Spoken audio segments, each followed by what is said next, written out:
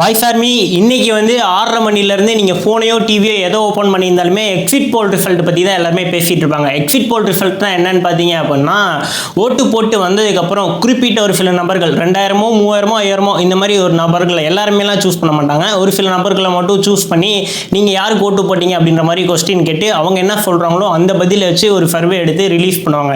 அதுக்கு பேர் தான் எக்ஸிட் போல்னு சொல்லுவாங்க. அந்த எக்ஸிட் போல் வந்து இன்னைக்கு ரிலீஸ் ஆயிருக்கு. அதோட முடிவில் யார் ஜெயிப்பாங்க அப்படின்னு பார்த்தீங்க அப்படின்னா, ஃபர்ஸ்ட் பிளேஸ் யார் பிடிச்சிருக்காங்க அப்படின்னா டிஎம்கே, ஓகேங்களா.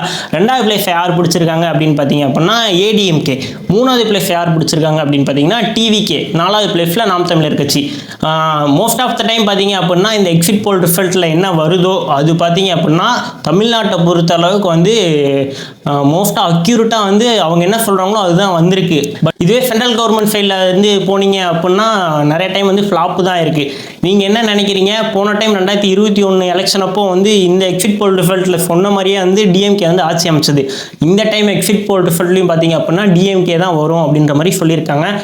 உங்களோட தாட் என்ன? மறக்காமல் கமெண்ட் பண்ணுங்கள். நீங்கள் யாருக்கு ஓட் பண்ணீங்க அதையும் வந்து மறக்காமல் கமெண்ட் பண்ணுங்கள். எந்த கமெண்ட்டுக்கு அதிக லைக் வருதோ அவங்க தான் வந்து சிஎம் ஆகிறதுக்கான அதிக வாய்ப்பு இருக்குது. ஸோ மறக்காமல் கமெண்ட் பண்ணுங்கள். தெரியாத உண்மை தெரிஞ்சுக்க வாய்ஸ் ஆஃப் டி சேனலை சப்ஸ்கிரைப் பண்ணுங்கள். ஸோ வாய்ஸ் ஆர்மி உங்கள் தாட் என்ன? மறக்காமல் கமெண்ட் பண்ணுங்கள். இப்போ நான் கிளம்புறேன். அது வரைக்கும் பாய்.